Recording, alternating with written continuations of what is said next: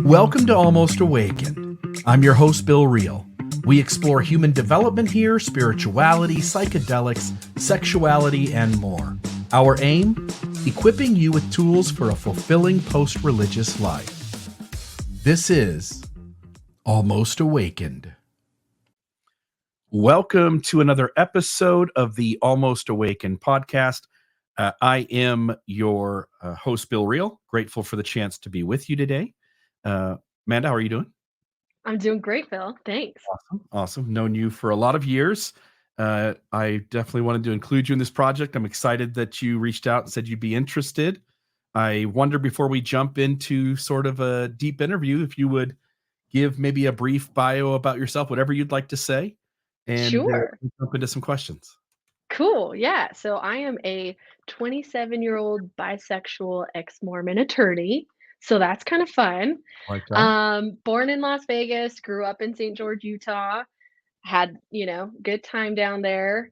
I grew up Mormon, served a Mormon mission at, 19, super hyped to go, all of that. Got back. I've been married for 5 years, out of the church for about 5 to 6 years, and I'm pretty much digging life, Yeah. having a good time. Love it. Love it. Love it. Love it. So, I've known you for a long time, sort of on the periphery. I don't know you super Yeah. well.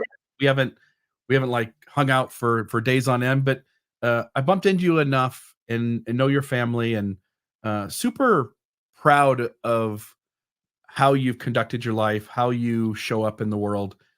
I know some of the lessons that you've learned and some of the cool things that you've done, and I thought this would be a really fun chance to sit down and have a conversation. And I wonder if maybe we can start off just talking about like a pivotal moment in your life where that significantly influenced you, that changed who you were. It changed how you showed up in the world. It affected you in ways that it's like you got picked up from one path that you're on and sort of placed onto another. And your thoughts there maybe on that. Sure. Yeah. So, I mean, my thoughts go to returning home from my Mormon mission. I got back in 2016, actually just before the presidential election. That was a little bit of a mind fuck. Because I was very strict on my mission, obeyed the rules, didn't watch TV, any of that. Yep. So I get home, I'm into it. I know that issues are more complex than what I was teaching on my mission. I served Spanish speaking, which was very limiting to me in my ability and my vocabulary overall. It prevented me from really ever engaging in too deep of conversations on my mission. And so we kept it very, very simple, very shallow. Plan of salvation, kicks ass. Yes, let's do it. Okay. So I get home, I go to church, we're talking about the second coming of Jesus Christ. And I'm like, let's go. This is great. Let's talk about, bettering ourselves, working on self improvement, things like that. And we end up talking about the shelf life of a water bottle for 45 minutes. Mormon And Sunday school. I was like, I turned to my mom and I was like, are they serious right now? Like, this is the priority? And so, honestly, that moment set me on a path. Also coming home and seeing the effects of the policy that had been put in place in 2015, seeing how that had affected queer people and queer families, and being a closeted queer at that time, it was just very, very dissonant and very confusing. And so I stuck around organized religion for a year or two after that, trying to advocate for the queer community and others, fighting that good fight. But at one point, it just got so exhausting. I remember the last time I ever prayed, I was, asking God to help get something done. I'm like, I really hope this goes well today. I hope, whatever prep is needed, that, thank you, please send all your help. And I stopped halfway through the prayer and realized, wait a second, if this actually does go well for me today, that's going to be entirely on me and the efforts that I put in. And so it was that moment where I kind of realized I don't think I have a belief in God anymore. I think this is on me. I think my choices are actually my own. And that was kind of existential in a way, like super exciting, but also very scary in the sense that if something goes wrong, I'm accountable. I don't blame it on the devil. I don't blame it on my lack of prayer or scripture study. I blame it on my lack of preparation for the actual task at hand. Mm. Say So, more about that. Like, I wanna know, you come back from your mission, you realize that at church, they're sort of just wasting time on the things that really don't matter. so It's not far off base. that lesson could have been so dedicated to being Christ-like and making real changes, and it's not. It was on food storage and whatever else. But you sort of realize at some point there isn't this bearded guy in the sky who's helping you out. You're the one who sort of, again, we all have luck, good luck and bad luck. I don't mean luck as Sure. in like a supernatural thing. I just mean shit happens, good and bad. And but without a supernatural being up there directing the affairs of the world, you sort of have to take ownership for your life. Again, good and bad happens that it's out of your Mhm. control, but also this life is gonna be whatever you make of it. How how does that change how you think or approach the world? Yeah, well, it's interesting because a lot of people say, when you leave organized religion, what makes you, stop from just going out and killing people, which is such a far-fetched and Yeah. disconnected question, obviously. But it was existential in the sense that realizing, in Mormonism, they tout agency, and you have these choices, but really most of your choices have been made for you and kind of guide you through your life, right? And so taking on the full responsibility of having to make my own decisions and also realizing that other people, whether they believe in God or not, are also making their own choices. And not only am I accountable for my mistakes and kick-assness, other people are similar in that sense. So it made me a lot more angry at the organized leadership of not only Mormonism, but generally organized religion. I mean, it's not across the board. My belief isn't that organized religion is bad, but there's too much human bias in the leadership that I can see at this point in my life, knowing that, in my opinion, there's very unlikely a God, or at least Mormon God, up there telling these men what to do. And really, these are personal choices that they're making that greatly and deeply impact people and their families forever. And by forever, I mean this life on earth. Yeah, not for time and all eternity. Exactly. Yeah. I'll tell you, somewhere along the same lines, when and I don't know when it was, 5 years ago, 'cause I've been out in Southern Utah for 8 years or so, and, um, it really was this moment where I left because I had joined Mormonism as a convert. Mm. I was the bishop in that ward. I just had so much street cred, I really could have done whatever the heck I wanted, and they would have just loved me and let me get away with it. And moving away from those people, I sort of had to separate friendships that had lasted essentially forever versus whether the church was useful or true in my life. And when I came out here to Southern Utah, I started to like not accept the in Mormonism, you check boxes rather than do real life-changing work inside. And so if I do my home teaching, if I show up to church on Sunday, if I wear a white shirt and tie, I'm a good human being. Meanwhile, whether I say shitty things to my kids or shitty things to my wife, or whether I think horrible thoughts about people and behave in ways that are less than sincere, that's not important to being a good Latter-day Saint. And, when I came out to Southern Utah, I started to really be sincere about looking in the mirror and confronting, like, my unhealthiness and saying, like, I don't want a free pass anymore. I want to really be responsible for who I am and how I show up in the world. And I found that when I set religion off to the side, similar to what you're saying, when I set religion off to the side, I became accountable and responsible for who I was. I could no longer make excuses because the religion said, "Oh, yeah, don't worry about doing real life-changing work. Just do your home teaching and you'll be great."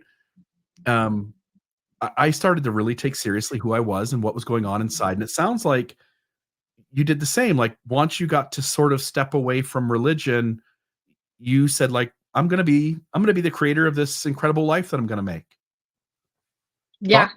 honestly, no, that's really on point. It's interesting because I went on my mission pretty nuanced. I know We Mhm. grew up very in my household, it was very honest. We would pause conference to talk about, questions we had or where that might rub us wrong, things like that.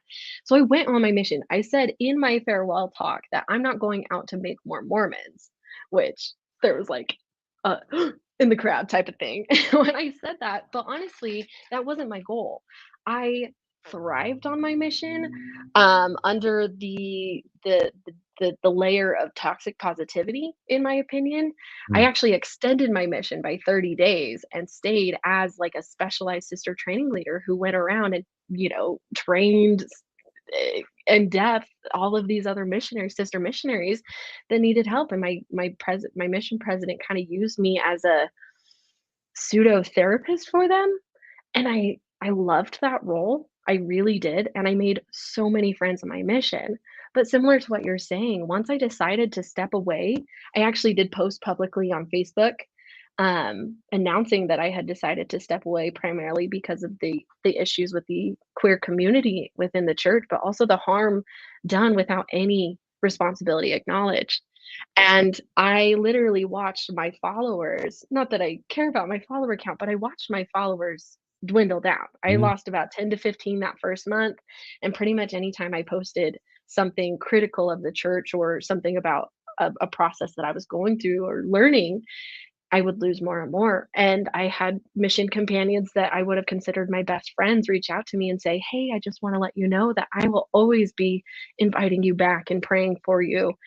And I Mm. just thought, that's really sad actually, that that's your approach. I mean, I understand that that's what you conceptualize as help and, you know, j authenticity for you, but I've made clear that this is something I'm stepping away with, and it makes me sad that as my friend, you prioritize the organized religion that we once shared over what I have personally asked, which is for space and love and friendship. I didn't want to lose friends when I announced that I was leaving religion, but I inevitably did. And it's sad to lose them, but at the same time, I know that it's kind of a transitionary period of my life where if some friends don't make it through that journey with me, I guess that's okay, you Yeah. know? And it's hard, it's bittersweet.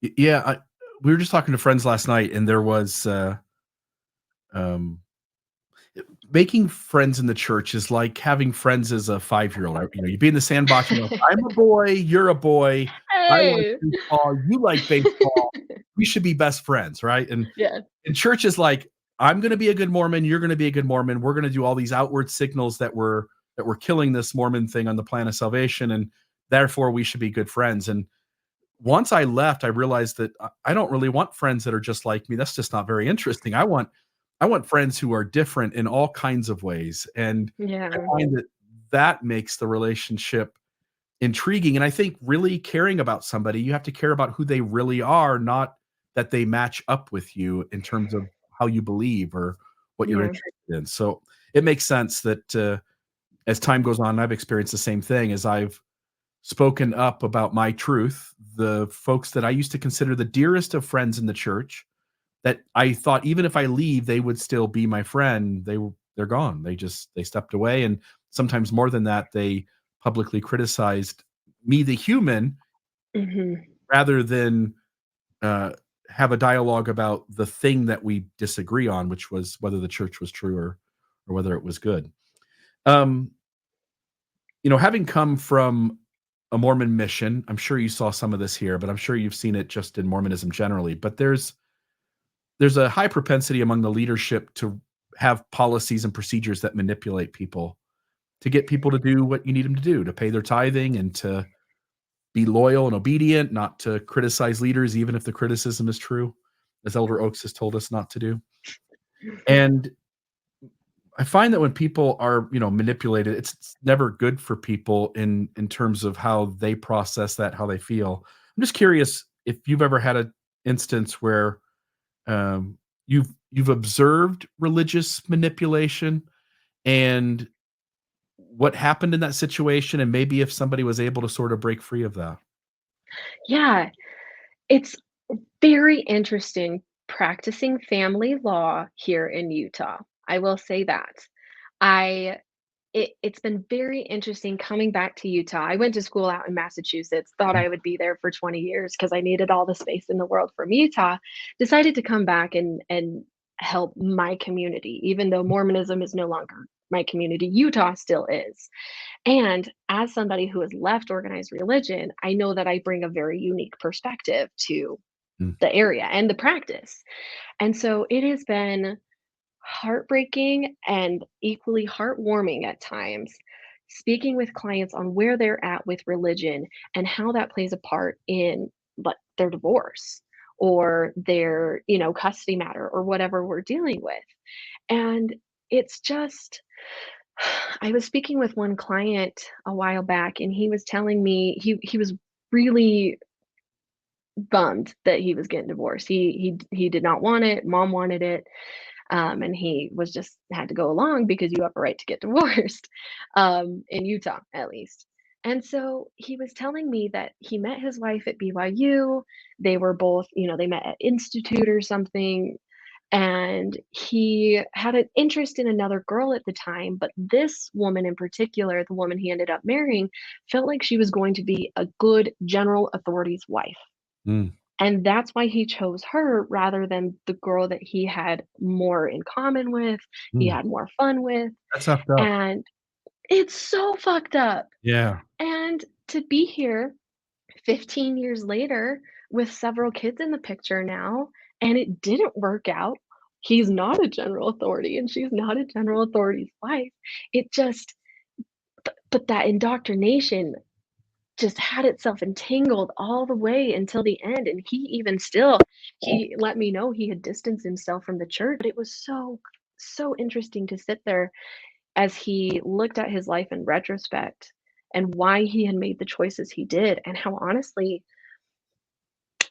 I mean, I don't know if I could say regret on his behalf, but that's the message that he was communicating, that it would have been nice if he had felt like he could choose somebody that he actually got along with rather than the woman who appeared as though she was going to be the better general authority's wife, because that's the standard we have or we're taught.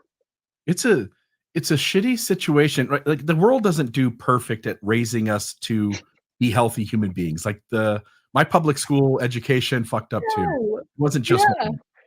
Um, so we can't lay all of it at the feet of the unhealthy religious systems, but it seems like the normal way to find your life partner, if you want a life partner. If you don't want one, like, don't have one. But if you want a life partner, it seems like the easiest way. The science shows that people who should date like 17 people before they Oh, know who they are and who they know, and before they know what they want in some other person, what they yeah. want the skill set to be and the flaws to be and what they can deal with and not deal with. And in Mormonism, it's like, no, no, no, no. Any two people can make it if you have the gospel of Jesus Christ at the center. Don't date for very long, get married really young, have lots of children right away. It is all of the entrapments to trap you into a relationship that you would have never gotten yourself into to begin with. And maybe it works, maybe it doesn't, but it is it's a good recipe to have the best chance at having a lonely, unconnected life with the person that you're married to. Yeah, having the goal to have that spiritual threesome they recommended a few Yeah, years ago, it just yeah, invites if you're looking for that intimacy and that real connection, it's hard if there's some other presence there that's commanded to be there. yeah. Honestly, it's really interesting working in divorce, and like I said, I'm currently married, been married for 5 years, it's going pretty well. Mm, But a while back, my spouse asked me, and he's like, "Hey, so you deal with divorce, like, all day, mm, every day. Like, should we talk about that?" And it's been helpful in my own relationship in the sense that divorce is now a very objective thing for me. It's something that I do deal with all day, every day, pretty much. right. And it allows me and my spouse to have very open conversations Mm, about what would lead us there and what would help us avoid that, and there's always possible that divorce is on the table, and from what I've seen couples who have been together for 45 years and are now in their late 80s and deciding to get divorced before their end of the life because that's what will bring them joy. And that sounds so sad. And it Mm, is so sad to watch. mm. But I also am honored to be part of helping young people get divorced. I'm all for marriage if it works out and you're in a healthy relationship. I want to make that clear. But if divorce is something you think you need, you should probably talk about it. And maybe that's what you need. Maybe you were good for each other for a couple years, maybe not. And but when it comes time to separate, I really am honored to be part of that journey for people. I know it's stressful and scary and sad and sometimes happy, and it's just such a messy process. And to be able to help somebody go through that, get out of that situation for better or worse sometimes, and to help them move on with their life is it's an honor, honestly. And Yeah, to do so with my own priorities in mind and having things go amicably without mudslinging if possible, you know? I love litigation. I love fighting in court, but I know that's usually not the best option for clients if we can avoid that. And so, oh, it's messy, man, but I love it. It's what are crazy. some of the things as of someone who's married for 26 years, I love my wife dearly, and, like, relationships are hard. Yeah. Um, what are your 2 cents on what are the things that generally cause divorce, and what are some of the things that maybe help people to make it last? Yeah. Funny. Great questions.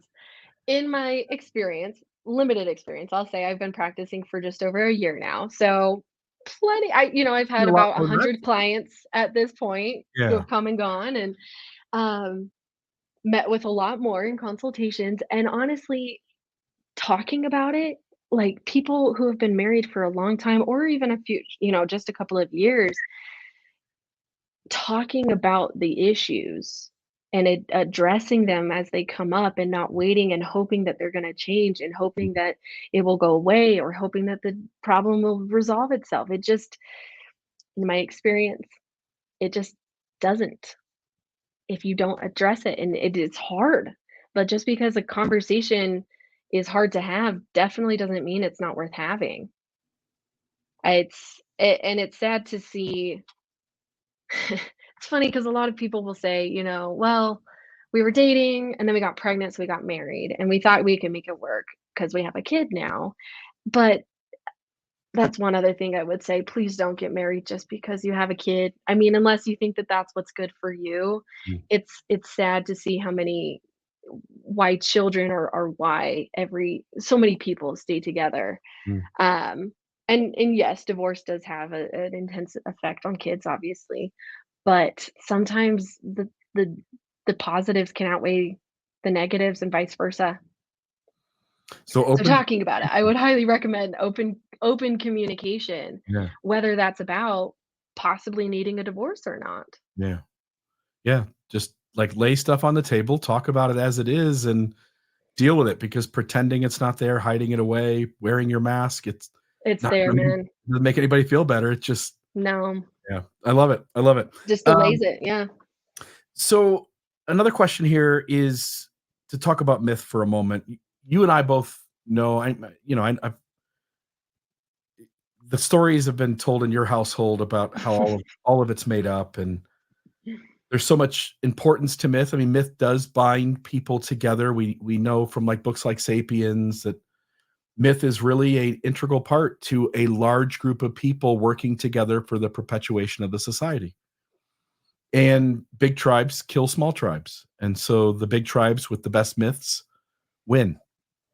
And you can see that even today. I mean, look at the countries that pose the greatest threats, the countries that have the best ability to thwart those threats.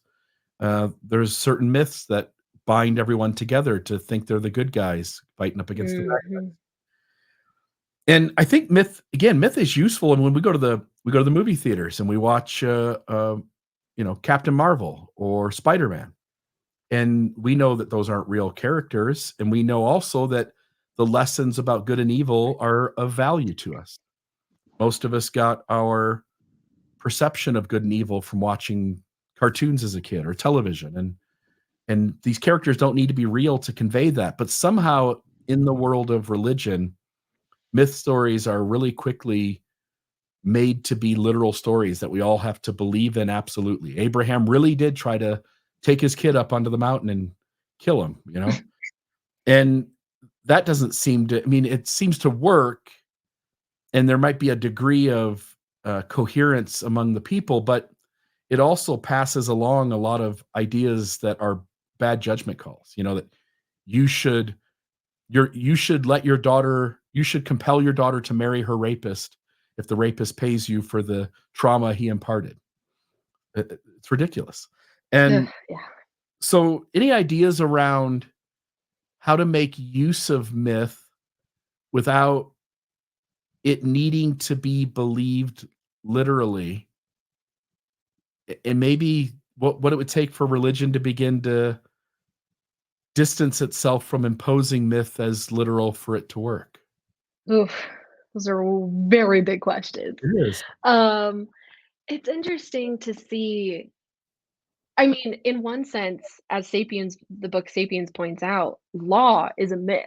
Law is just something that we've decided on and we all just agreed to adhere to, right? Arbitrary And construct. so at law school, oh boy, let me tell you about the myths we talk about there. We're talking about case law from the 1800s that doesn't even stand anymore, but that has led to the law that is in place today.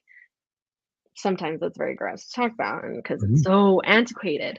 But in the sense of religion, these myths that are used to create this unified body, like you were saying, the large tribe generally prevails. And so having these unifying myths um, is productive for sure, whether you're a business corporation or a religion, right? But to see how people take these myths and take them steps farther than even probably than even the leaders of whatever organization even intend, and to see how that just deeply affects their lives and their choices they're making.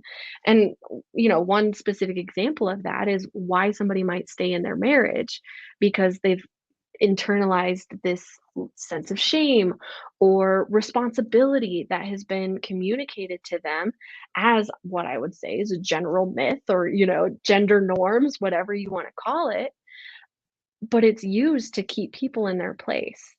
And so to address that is really hard if the person who is in, and not to say I don't have my own myths that I follow, but the myths that stem from the organized religion, that stem from a level of coercion and intended coercion, Mm. and to see how that trickles through and just seeps into people's lives even further than what might have been intended is it's it's sad to watch. And I it's funny because as an attorney, I have a responsibility to not try to be a therapist. I was on track to be a therapist before I switched to being a lawyer. And sometimes when people start talking about their perceptions and things like that, I just woof, I think whoever and whatever that I am, you know, morally obligated to stay in the objective with my clients and not try to go to those places. But at the same time, in my position of, generally people trust their attorneys, hopefully, and I hope that I have that relationship with my clients. And so trying to suggest things or pose questions to them that might allude to the fact that what they have internalized for years, if not decades, is a myth.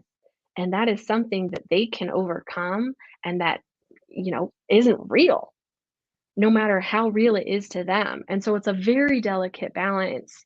And again, I feel a lot of privilege being in this position of power in a lot of people's lives and having that perspective of myth and knowing and acknowledging the myth because that's myth can be helpful.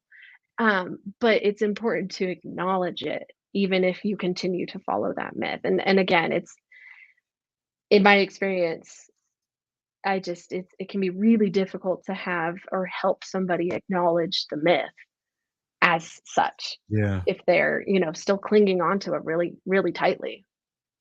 Yeah, but something magical does happen when somebody begins to realize that almost everything is made up. It's all myth. Like the United States of America and the line between it and Mexico.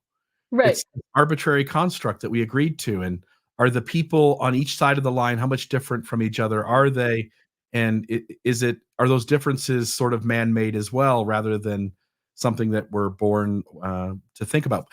By the way, I got a question for you, or at least maybe a point to make that tied to your family law. You made me think of it when you said like a lot of our laws are sort of based in these Christian myths, and they're Mhm. not all good too. And you said like in in law school, some of these would be really gross. And I'll just say, like, you go back to the 1800s and still today to some extent, but you go back to the 1800s, and some of these states had on the books, the average age of marriage, or not the average age, but the lowest age of marrying was like 14 years old, for instance. And I was thinking one day, I'm like, I don't think the government officials made 14 the lowest age of marriage because they were worried about 14-year-olds and 15-year-olds having sex. It seems to me that having on the books of the age of 14 allowed grown men to then marry 14-year-old women without 14-year-old girls without being in trouble with the law. Yeah, if you take I a step back from it, you can really pretty much see what's going on. Yeah. That's what I was talking about in the beginning, taking accountability for myself and my own actions and choices also helped me realize the choices that people, and generally men in positions of power, Mhm. are making for the general population, whether that be through, the Mormon church, another Christian organized religion, or the US government and other governments, state, Mhm. local, whatever.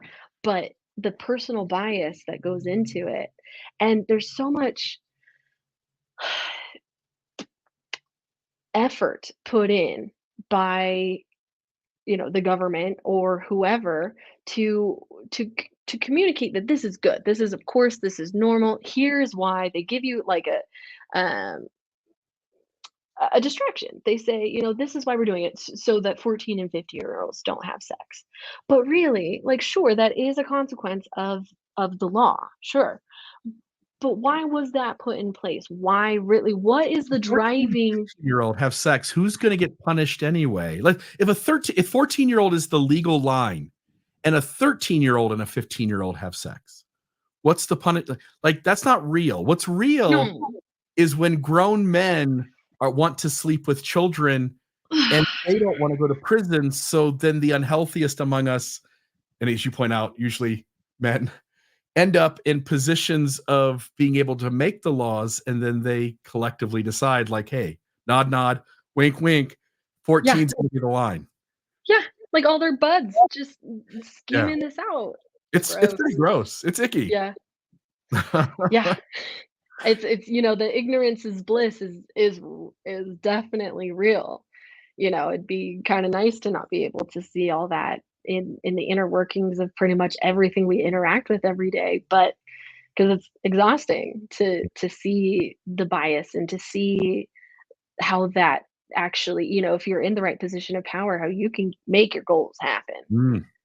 if you have the right lobbyists or whoever on your side. And it just, ugh, Like, it's it's hard to like, 1870, and I'm trying to picture myself sitting around with these other grown men in positions of power, and as the conversation happens about what the law should be around age of consent or marriage, and to hear grown men go, "No, no, no, no, I think it should be, 14." Well, Senator Johnson, I feel like 13 would be a better number, and the reality is that I would like to go back and go, I want to do some data checking on the folks that decided 14 was the age. I would like to know what were the ages of their wives? Who did they marry? Because I have this hunch that the unhealthiest among us who want to manipulate and abuse and break rules of healthy consent and informed consent put themselves in positions to be able to work around that. I always tell this joke on here. People have heard it way too many times, but Louis C.K. says, he goes, I'm not saying every scoutmaster is a pedophile. What I might be saying is that the best ones are. And he's right. Like anytime I'm going to let my kid go into the woods with a stranger man, and that stranger man goes, no, no, no, I love children. I love other I people's got children, you. and I want to take that kid into the woods and I want to teach him how to start a fire. Old me would have been like, you go get him, Scoutmaster. New me goes, oh shit. Like, I don't, ooh, that he might be one of them, you It's a know? little red flag. You might as well, probably should investigate that, whether or not it Yeah. substantiates, but that red flag is very helpful. And we've only just started doing background checks on these guys, like it's only recent. We're like, we probably shouldn't just let them without any testing, without any questions asked or backgrounds checked. We Yeah. should probably, like 20 years ago, we just said, nah, send the stranger out there. I don't want them. Like I better off with him than with me. Just send him out there. It- and again, we didn't plan to talk about this, but I'm sure you ran into, I don't need you to remember any, but just maybe a yes or a no. And if you do remember some, fine. But in school and in your college, you're getting your education in law. You had to have so many times seen how the law works and it being based in like Christian rules, and you going like, I don't really think that's the best way to do this, but that's what we do because that's the only lens we saw through. Yeah.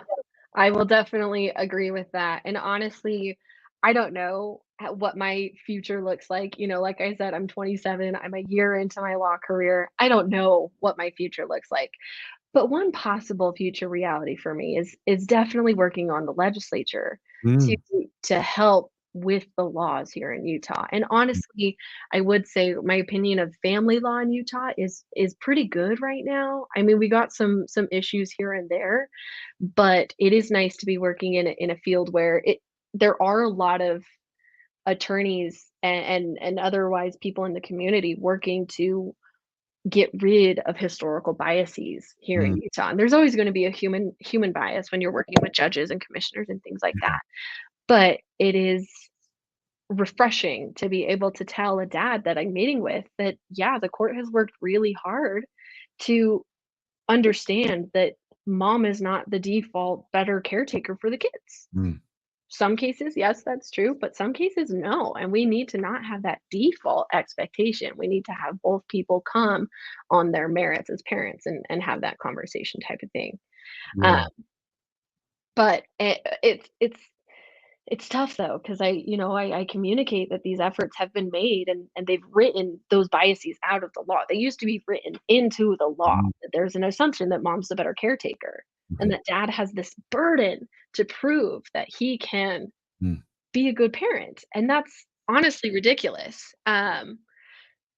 But at the same time, it's hopeful, but there's still this human bias when we end up in front of the judges or commissioners. And depending on who they are, I was yeah. in court when I was in school back in Massachusetts. I was a student attorney under one of the rules out there, and I went to court with a client who it was in a very, very bad situation. We were represented mom, there were a couple of kids involved, and the judge was a woman, and so I had higher hopes in her understanding of the complexity of domestic violence and the situation at hand, but she broed right up with the other attorney and made a ruling that was completely out of procedure. She Mm, wasn't supposed to do that. She did whatever the hell she wanted because it's a bros club. And to see that bias directly affect people in their situations when the tables are, they're stacked against them or whatever that saying is, but then to have human bias come in at the last second and fuck them over still. mm. Whew, Yeah, I can tough. imagine. It does seem like the old way of doing things, the systemic biases protected child predators, we talked about that, protected, those sexual abusers, protects, sort of the white crime over, white collar crime over blue collar crime. There seems to be a a deep divide, so that if you're in a position of power, the laws have been created to protect you a little more generally Mhm. than people creating a different whole category of crime and which one's worse or which one's better. Um, it is strange how we've divided those lines. Um, Yeah. in terms of reality, one of the things I always love to play around with in conversations is reality. Uh, I'm guessing you won't know this person. Maybe you do, but there's a guy by the name of Donald Hoffman. I've mentioned him here on the podcast before, but he makes the argument that whatever reality is, even us humans aren't seeing it. We think we are. We're like, no, like I look around, I see the table, I see I see the lights behind me, I see the picture on the wall. I know what it is. That's made of a wood frame. That's a piece of glass. But what he argues is that we all intuitively understand that every other species of animal sees through their eyes, perceives their surroundings differently than us. Cats and dogs are an Mm. easy one to point to, right? Cats see in like green and yellow, and dogs see in black and white or something. And we also realize that cats and dogs pick up on things with their senses that we don't.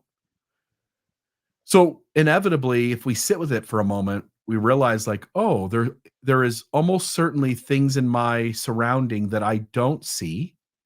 And there are other things in my surroundings that I see, but might actually be different than how I see them. And I'm not necessarily getting to that kind of crazy idea of reality, but I wanna ask in terms of like your reality, have you had moments where you've sort of had things happen where you've had to question that the world doesn't work the way you thought it did? And we've talked about some of that already, or that your reality maybe isn't what you think it is and you had to make some sort of adjustment? That's an interesting question. There's not a specific experience that comes to mind, but my general understanding of reality is has definitely become a lot more subjective in in years since leaving organized religion, in the sense that I don't know what's going on. I'm not gonna claim that I'm the person who understands what reality is, but in my perspective, I can affect the reality around me Mm, with, that being my own biases, that being my own opinions, things like that. But also, whether reality is real or not, my perception of interacting with these people is real to me. And so making choices based on not an afterlife, not a premortal life, not the possible non-existence of reality, but making my choices based on the moment present with me right now. mm, What can I do in this moment to, whether or not reality is real, have a good time, better myself, and help those around me? mm. Yeah, that's the secret is And and it just brings me so much more present. It's funny because there's sometimes, there's been a few moments in my career specifically where I have had a big success, and I, call my dad or something, and I'm just so excited, so hype, so proud of myself. And mm, I know my past self would have attributed that to God or the Holy Ghost or the Holy Spirit, whatever. But being able to just exist in my own reality, which is me, and my efforts got me where I wanted to be and where I was able to feel that excitement.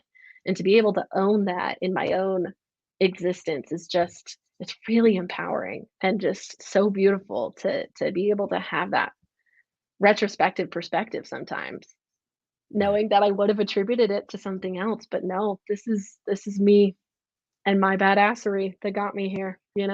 Yeah, the moment I did that too, the world just showed up like it was. I'm not saying it was easy, like, there's still shit that happens, but it was easier to feel good about the world around me. It was easier to be considerate of others' happiness and well-being while also fighting for my own needs. Mhm.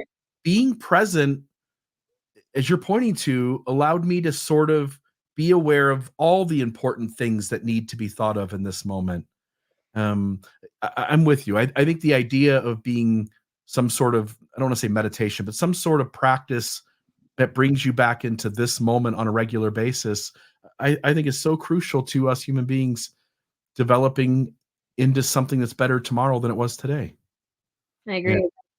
Good stuff. I know you're a fan of Brene Brown. I know that a lot of conversations have uh, happened emanating from you or with you in the space talking about vulnerability and what the power of, again, Brene Brown's book, Power of Vulnerability. What the power of vulnerability is, which is that people get to feel safe. You get to feel safe being all of you, and people get to feel safe being all of them. And I'm just curious if there's been a story from your own life where embracing vulnerability uh, led to a deeper connection with another human being or a group of people, whether leaning into vulnerability created maybe a monumental difference in your life at some point.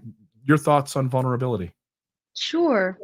Yeah, so, I mean, I kinda take myself back to leaving organized religion. I needed to figure out who the hell I was, Mm, what I care about, what my priorities are, and for a lot of people, they end up, in another organized religion or another type of community like that, and for me, I found a lot of truth in the Enneagram, mm, um, and I don't know if you talk about the Enneagram much yeah, on this. Okay, I'm great. yeah.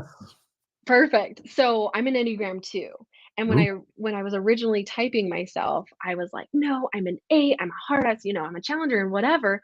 I did not want to be a 2 because of because it seemed like a helper, a 2 is a helper, somebody who is innately intends to help others before themselves. And for me, in distancing myself from Mormonism specifically and the gender roles that women take on in that, I did not want to be a 2. I did not want to be a helper. But taking the time to read more about it, to read about all the other types and come to terms with I am absolutely an Enneagram 2. That is who I am, and that's okay. So learning are you the that one wing or the three wing? Which I'm do a you? 1 The wing. one wing. So the Yeah. serpent, which by the way, in your line of work, I was going to guess that you are leaning towards the one wing. I love that. Okay, so cool. Yeah. And it's funny, so reading more about the Enneagram um, kind of gave me some context as to myself and where my vulnerabilities lie. Knowing that I love to help people, but also I need a little bit of recognition for that. That Mm, was something I read. When I read it, I was like, that's not me. But I think about it and I'm realizing if I'm actually being authentic and giving myself space to feel what I'm feeling, I do. I really appreciate. I love helping. I love doing the work. I love interacting with people who are in need of help. But having that thank you is yeah, also very important to me. yeah. And so it's been really interesting in the sense of being a young queer woman attorney in Utah. Mm, Now, in law school, there were a bunch of stats always shared about how, pretty much 50-50, it's a 50% men to women ratio in going to law school at this point, mm, sometimes even a little bit higher on the women's side. mhm, But I was recently in a training for new lawyers here in Utah, which shared that only 20% of attorneys in Utah are women. And persons of color was like mm, 6%. It's real bad. So there's a heavily predominant white male presence here as in the attorney community. And so coming in with this newly discovered authenticity for myself, but also coming up against the black, gray, blue suit men. You got your ties, you got your mm, it's a whole vibe. It's probably not the best word, but it's almost like a tidal wave that mm, I'm coming up against mm, as this young queer woman who wants to stand out and wants to be vulnerable and authentic with my clients and the court, but at the same time, trying to balance that with fitting in with the other attorneys, making sure that they don't just write me off. But if they do write me off, I can try to come back and, show them who's boss type of thing. But in reality, it is just such a delicate balance. And so, whether my authenticity shows up in wearing a pink or purple suit, or whether that shows up by me, communicating openly with my clients, it's Honestly, it's a balance I'm still grappling with, and I probably will grapple with my entire career. Um, and it's exciting to be somebody in the field that wants to stand out, but in reality, it's also sometimes nerve-wracking to be that person who wants to not be the blue, not be in a navy blue suit in the room Mhm. full of 200 people. So, Yeah. I don't know. It's really it's such a delicate balance, and I would never claim to have a perfect balance there. Some days I do better, some days I don't. Sometimes I give in to wearing just all black and trying to communicate like I'm a dude type of thing. Like, it's Yeah. just oh, Like it's the system doesn't internally really want you to be you, it tries to pound you to fit into a box. yeah, and I don't want to. But No. also, if it's for the betterment of my clients, like, I'm willing to fit into that box. Yeah. If Yeah, I need to you're just willing to compromise parts of yourself in order to benefit the people that you're serving or working for. yeah. Yeah. It's interesting, I was actually told by, somebody in a position of power over me here in my legal career, that I need to decide in every interaction I have really professionally, how authentic I want to be.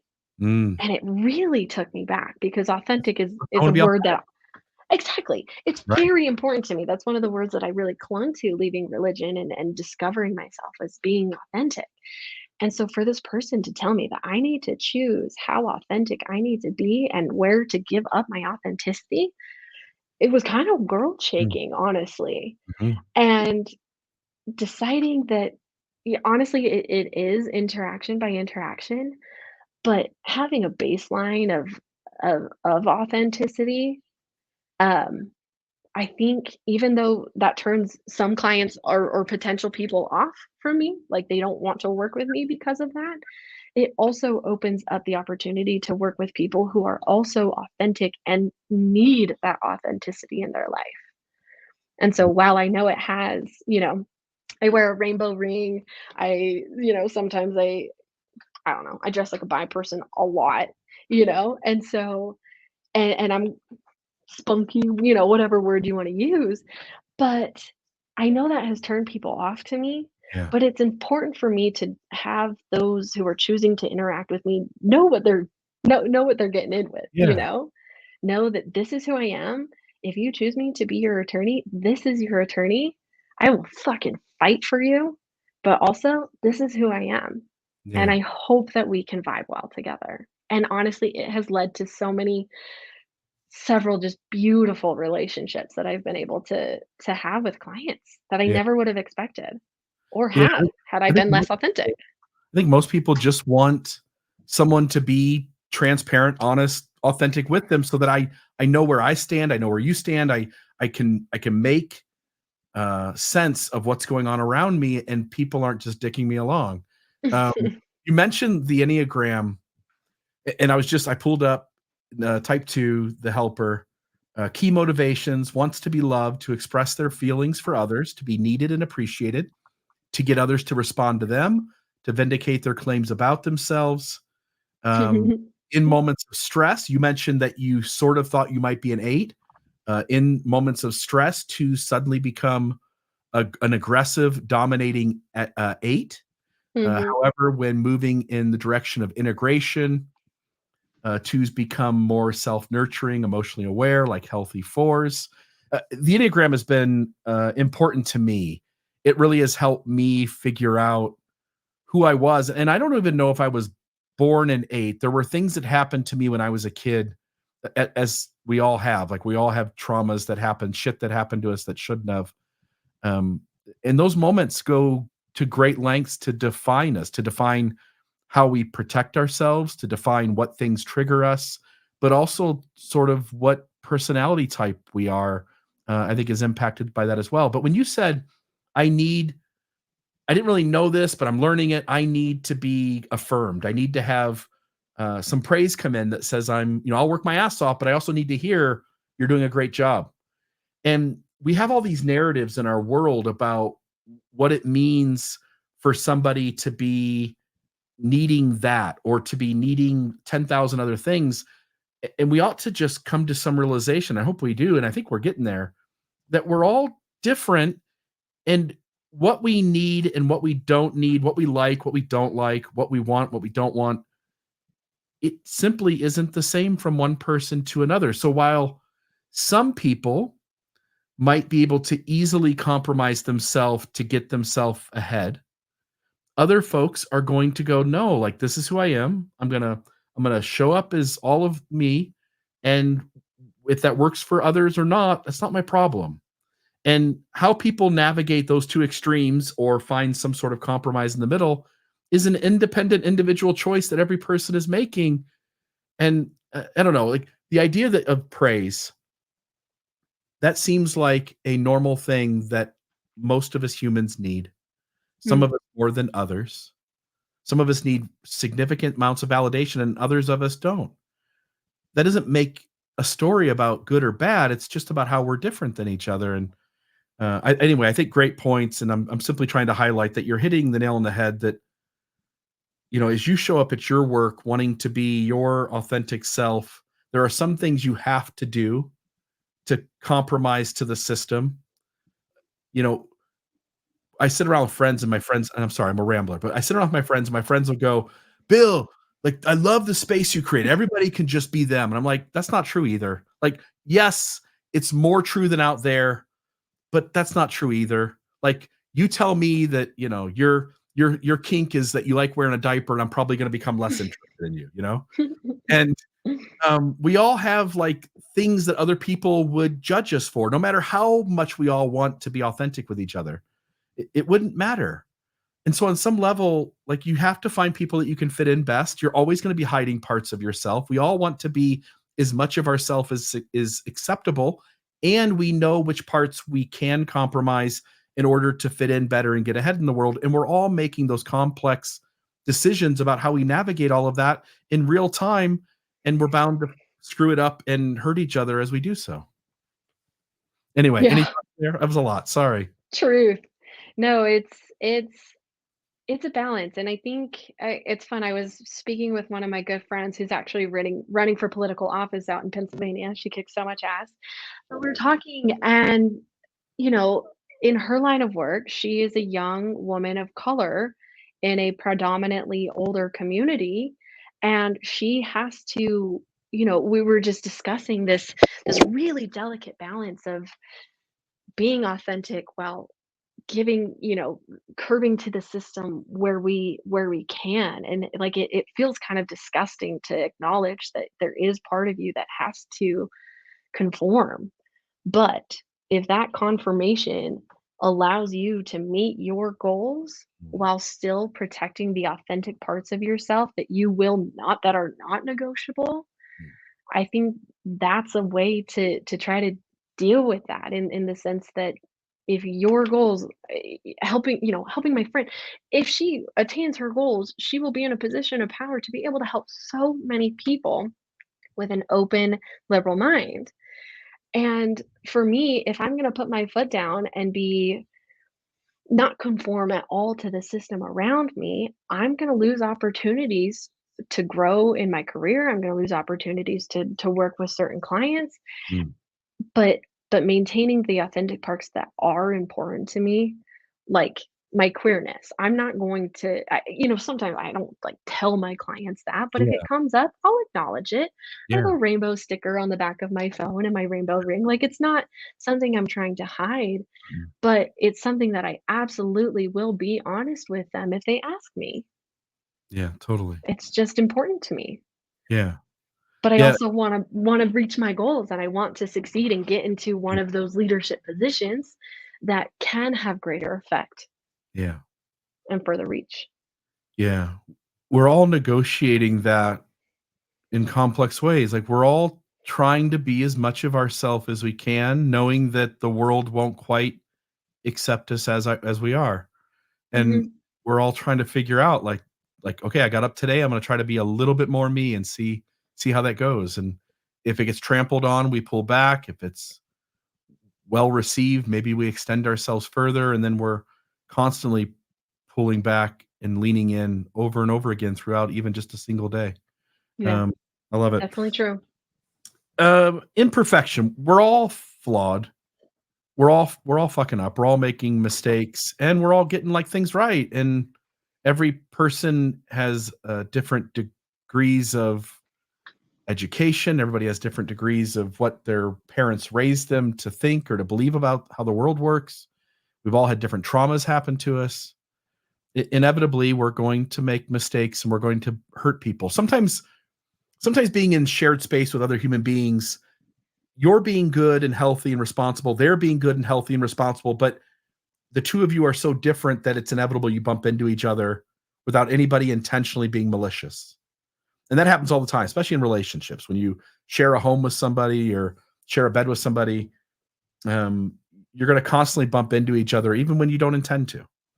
But there are moments that there are either A, really unhealthy people, or people who are really good who happen to be unhealthy in a moment, and they bump into us and hurt us, or we bump into them and we hurt them. Inevitably, we're going to make mistakes.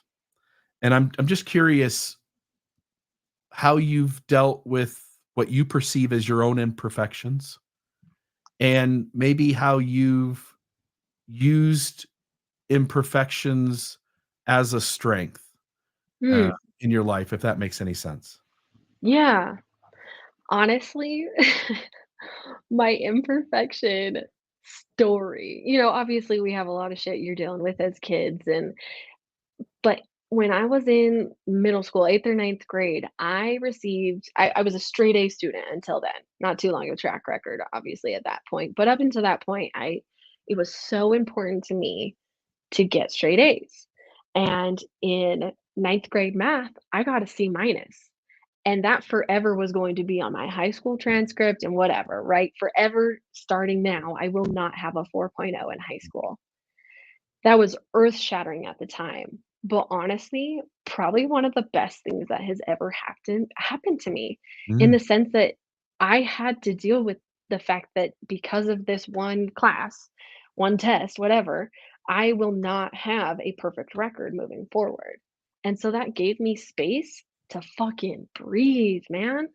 That gave me space to know that, okay, well, if it's not gonna be perfect, doesn't have to be close even, like, it just gave me space to recognize that I, for example, struggled with math, and that's just part of my reality. And that was so important for me going into especially higher education, um, knowing that, they say C's get degrees, but honestly, I needed a balance of that to get me through the process. I actually went to law school during COVID, and my law school class was, like, the most affected time-wise, as far as COVID goes with online learning, and there's a reason they don't allow any credited online law schools because it's just not the way to do it. mm, And so I'm continuously grateful that I had that expectation of non-perfection for myself going into that, because it gave me space to do enough to get through and learn what I needed to learn, put my energy where I needed, but I didn't necessarily need to perform perfectly when it came to grades.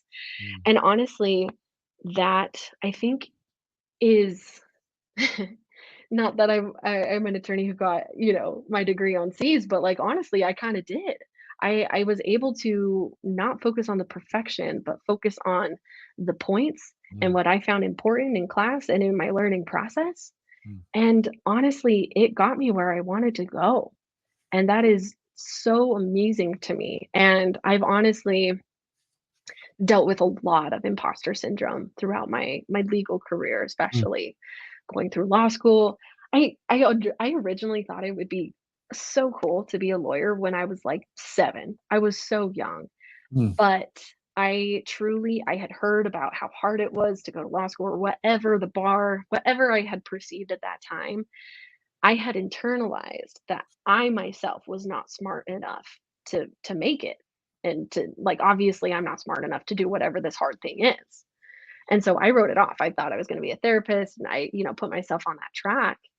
And when I I was, almost done with my undergrad, And my dad had asked me, he's like, "Hey, have you thought about law?" I'm like, "Yeah, I've thought about law. I think that'd be really fun, but like that's not for me. I can't do that, obviously." And he, gave me a little pep talk, and I took some time to think about it and realize like, okay, if I don't need to do this perfectly. I don't need to come out top of my class. I don't need to be on law review, like all of these things that communicate high success or perfection in the legal community. That's not what's important to me. What's important to me is to get through the process and get to a point where I can start helping people directly. And I'm pretty sure I would hope that my clients don't give a shit what my grades were, because that doesn't matter. That level, that definition of perfection has very little weight when it comes into actual practice. And so allowing myself to be imperfect Mm. is has given me space to be a good attorney, I think, and be a good person.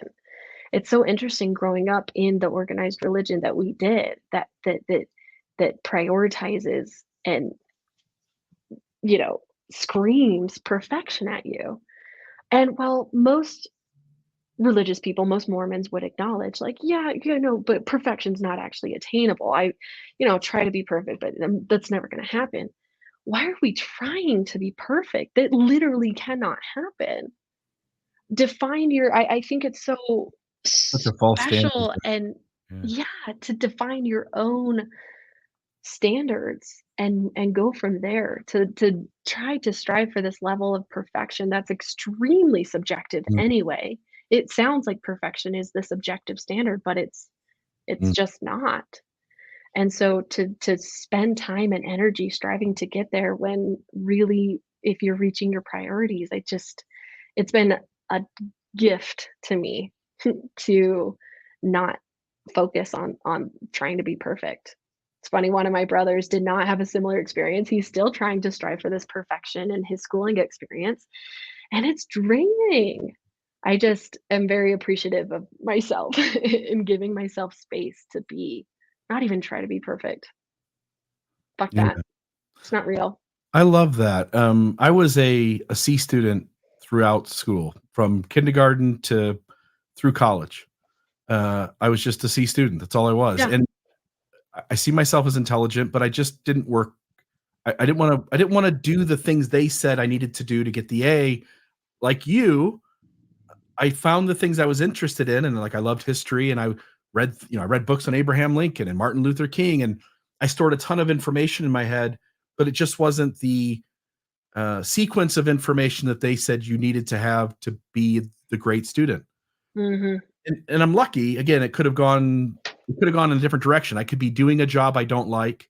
I could be, showing up in the world having to, because of that lack of putting the effort in to get the A's, I could have ended up being, having a life around me that I wouldn't like. I'm lucky in that I've been able to use my way of thinking and the things that I was interested in and putting information in my head, and I've been able to turn it into a way to help people and to have really cool conversations. And, Mhm. um, I'm all for, we live in a world today. You open up YouTube or TikTok, social media influencers, which I'm one of those, on a really tiny scale in this small little niche. It's a niche within a niche, but I am. And we live in a world today in 2023 where if somebody wants to, if they don't want to do their job anymore and they're willing to figure it out, they can come up with a niche of things to speak about or to video, or and you can go out and make a living doing something other than what the world wishes you were doing. And to me, Mhm. that is really cool. My kid was like, "Dad, come on, it's not real." I said, "Trust me." I said, "You could go down to the fucking dog park 3 blocks down the street, record dogs for an hour, put it on YouTube with you dubbing over voices of saying things that would match what the dogs are doing, and put out 100 videos, and you'll fucking, sooner or later, if you do it right, you do it better, and you do it well, you'll have 100,000 followers and be making, 10 grand a month on YouTube."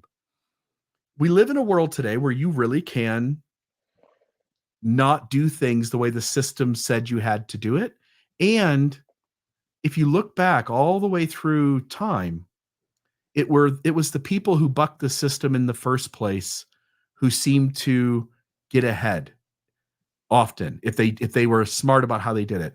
And so I just want to say kudos to you for going, look, I'm going into a certain kind of law. I know what it takes to help people in this space. I'm going to focus on storing those pieces of information in my head. And the periphery is simply, I need to do enough of it to get through, to be able to have the degree behind you on the wall, and to be able to help people. Kudos to you for being smart enough to know you didn't have to be perfect. You only needed to be good at the things that would help the people that you would serve. So good for Thank you. you. Yeah. Hell yeah. You maybe more than most people, you go into a courtroom, maybe the judge likes you, maybe the judge doesn't. Maybe the other lawyer thinks shit about you, maybe they don't. But you sort of are paid to manage the conflict for the person you represent, and then their lawyer is paid to manage the conflict that their client represents. And so you come into a courtroom with another lawyer, with a jury, with a judge, and there's all this human conflict dilemma going on. What are your thoughts on conflict resolution? What are your thoughts on getting along with people that you disagree with? What are your thoughts on how to manage conflict in a way that doesn't hurt the other person and doesn't allow them to hurt you? Yeah. I mean, my answer might feel obvious, but it my role has allowed me to practice remaining objective. Trying to remember, especially in those moments where we're in the courtroom. I will note there are no jury trials in Utah for family law matters, so I'm Good. never in front of the jury for now at least. Um, but remembering that this isn't about me, specifically in my role, this is me advocating on my client's behalf. And for me to personally get caught up in the drama and the issues, because there is never Yeah. lacking drama Yeah. in my field. Mm. Um, but honestly, in general There's probably conflict less in the copyright law. There's probably less in maybe in copyright law, but in family there's law, a lot there. yeah, there has got to be drama every day. There is, and Yeah. honestly, it's very exciting. Sometimes it gets a little exhausting, Yeah. but honestly, trying and I know that it's really hard and nearly impossible, but trying to remain objective in those situations of conflict.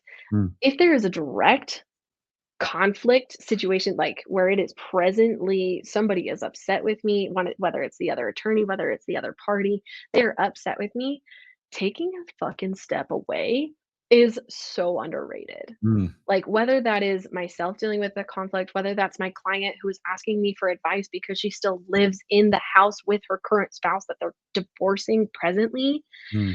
it's taking a step away, allowing yourself to try to approach it objectively. And again, I know that's nearly impossible advice in the sense that conflict is innately subjective. You are feeling conflict because of some perception or subjective feeling that you have.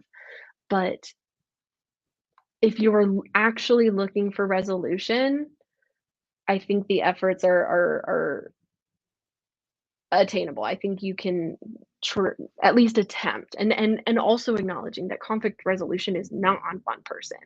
Mm. It's just not. It's not on me. It's not on my client. It is a whole team effort.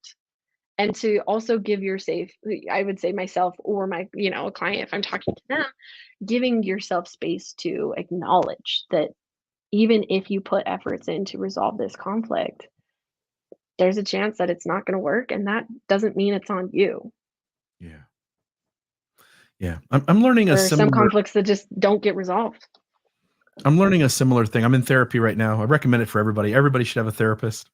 I've got a really good one. If you live in Southern Utah and you want to know who my therapist is, reach out to me. I'll share it. But really good therapist, and he his modality is this thing I've talked about on the podcast before called IFS, internal family systems, which is you Mm, treat the parts of you inside as if it's one big family. And there is conflict. I got parts that want to do the world one way, and I've got parts that want to do the other. And we all do it. We all go, well, there's a part of me that would like to go out tonight, but there's a part of me that would like to stay home.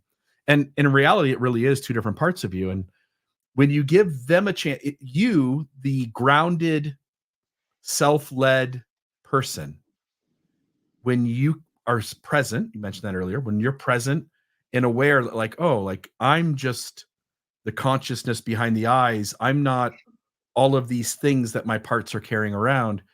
You can sort of be the mediator. And as you said, be objective, be grounded, be present. And you can give a mental space for the conflicting parts of you to work out things, to be heard, to work out issues, um, without you getting dragged into the lizard brain emotional heightened state that none of us handle conflict well in. The moment conflict starts to occur, almost all of us go into that fight or flight space. It's not the critical thinking space of our brain. mm-mm. And as you're pointing out, to sort of take a pause, you mentioned, to be objective, you mentioned, to sort of like, let me take a break from this for a minute. I don't have the emotional capacity to show up grounded and present and centered here. So I'm going to just take a breather. I'm going to request some sort of timeout here and take a breather. And again, in law, you can't do that necessarily in the courtroom all the time, but there has to be moments where even there, you're like, that caught me off guard. I'm feeling some shit.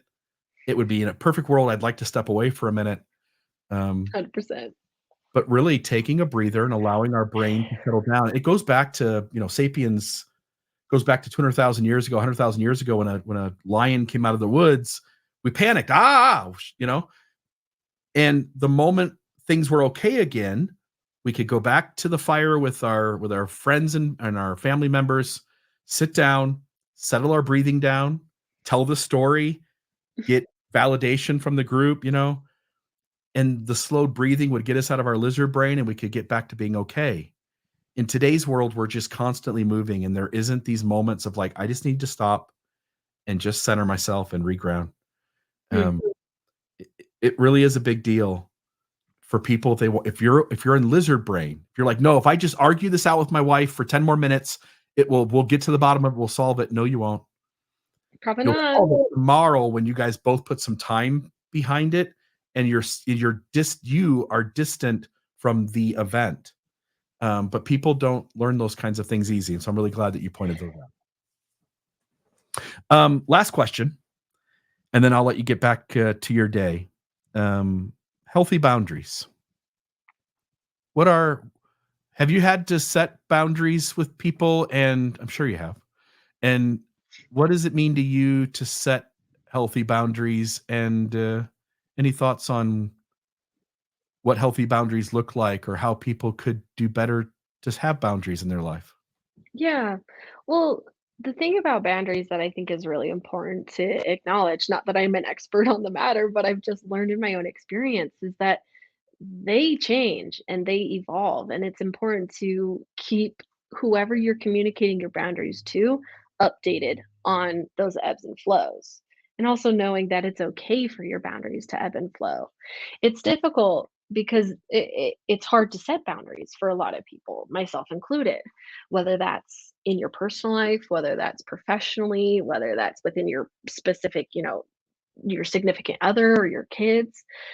Setting boundaries it allows me to give myself space, right? That's the inherent goal of boundaries, at least for myself, is to give myself space in whatever I need. Including I need, setting the boundary. I need to take a step away from this conflict. I need to step out of the room of this client meeting for a second. I need to take a step outside with my dog and just take a walk really quick, right? I mean, I lots of examples of boundaries within my job, like telling clients I don't work on the weekends. Please, unless if it's a specific circumstance, like don't expect to reach me on the weekends. Don't expect to reach me after 7 p.m. at night. Things like that. And it's actually really nice. There's a rule in the Utah Rules of Professional Conduct that lawyers are required to adhere to. There's a rule that says you need to take care of yourself. You need to take enough time in your personal life because we know statistically that that directly affects your advocacy. And so I love having, the backup of the legitimacy of this rule to give myself enough personal time and boundaries, but setting boundaries is hard, and I'm really not good at it sometimes. But trying to remind myself that it's a practice setting boundaries, especially for myself. It's not something I was very good at growing up, not something I was good at on my mission by any means. Um, but learning what my intentions for boundaries are, taking my time to set them if I need to, or setting them very quickly and harshly if that's what's needed in the moment and amending after the fact. But I think a lot of people in my experience and from what they tell me, it's such a cool position to be in this role for people where they have, I mean, there's attorney-client privilege. We're not talking about the issues outside of our conversation, right? Mm. And so to know so intimately where people's fears and anxieties and insecurities lie, and why for some people it has taken them years to set a boundary with their spouse or their kids or whoever we're talking about. I think boundaries are worth a shot. If you're not used to setting them, I would recommend just trying one, see how it goes. And just knowing that you can change them, knowing that it's an ebb and flow of your own personal needs and all the other factors that come into boundaries. Mm. But while I'm no expert, not a professional at setting boundaries by any means, I do think it's really important to try to remember to even if it's not an obvious boundary that you need to set, try to remember that you have the option to set boundaries with people, to put up lines and say, please don't cross this line. Mm. I think that boundaries some people weaponize the word boundary, which is wrong, but having the option to communicate, the more common it is to use the word boundary or whatever word you use, Mm. to the more common it is that you are communicating those to the people around you, I think the more okay society's going to be with boundaries. And if you're not cool with my boundaries, fuck you, type of Yeah. thing. Yeah. I don't want to work with you anyway. But everybody has a right to them, and everybody at one point in their life or another will need to set boundaries because the people that they're interacting with don't know how to stay inside their own lines. Yeah, And we all have a responsibility to respect the spaces of each other. That some people need and have a right to some space being protected around them, and other folks seem to not really care about encroaching into your space uh, yeah. in lots of different ways. And everybody has a right to boundaries. And I think you said something really great, which is, if you're not really a boundary setter, but you're in your head, listen to this conversation, and you wish you had some boundaries in your life with some of the people in your life, have boundaries. In fact, had friends over last night, and this female, when she left the church, she would still reach out and call one of her parents, and that parent would inevitably, in every conversation, ask her about if she's been to church recently. Mm, And she hadn't been to church in years, right?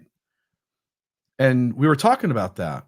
And she's in the middle of going like, do I know there's risk of the relationship. Maybe I set a boundary though, and it feels like I need one. I'm nervous about what that means.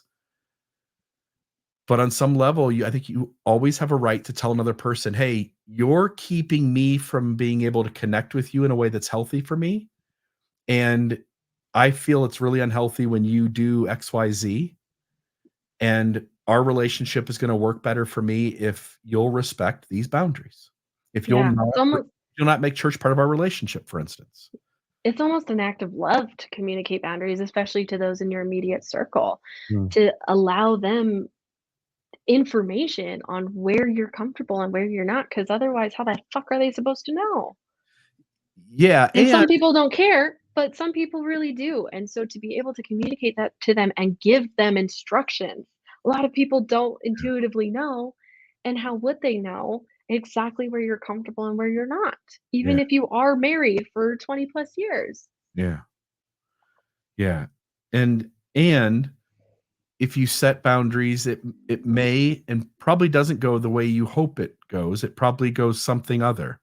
And inevitably you will set boundaries with some people who take that offense at that practically and behave in more unhealthy ways that you wouldn't want them to. So I totally get like why some people don't in order to maintain a relationship that isn't healthy, that is important to them. And I understand why people do when the the getting bumped into is just more than they want to deal with and it isn't necessary for them to deal with it. And but I think setting boundaries is another complex issue in human interaction that isn't really a simple thing to solve. And so I know why people negotiate all that differently. But I think you gave a great idea, which is try it. Like everybody needs them. Try it. And I know in the last few years, I've even within my marriage, like I've set boundaries with my wife that now she understands where I'm coming from. As you said, it's a gift you give somebody. Um, and she set boundaries with me, like, hey, I don't like it when you do this thing. I don't want you to do that thing anymore. And I know that that thing hurts her, and so I'm gonna stop doing it, and if I don't stop doing it, then I'm the dick, and that's kind of the one golden rule anymore for me and my friends is just don't be a dick. Don't be a dick. Amen. Anything else you wanna say before we close up? I really appreciate the time. We've gone just a touch long, so I wanna let you go, but, I really appreciate all that you shared today. Thank you. Yeah, it's really great chatting with you, Bill. I love the opportunity to be here and share my perspective.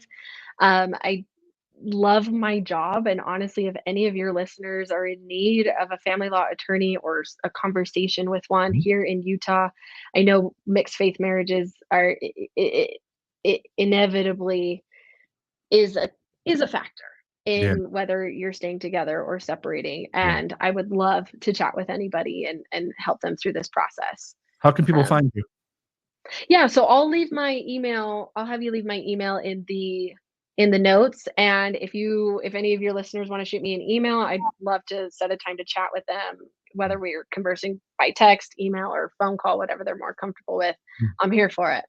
Okay, folks. So if you are in need of some family law in Utah with somebody who has a awakened perspective, uh, we'll have the email here for Manda, and we'll give you guys a chance to reach out. And um, I know you well enough to know that, folks, if you do reach out, you're going to get somebody who treats you like a human being with compassion and knows their craft uh, well enough to be of superior service to you. So thank you so much for your time today and appreciate all that you do in the world to make it a better place.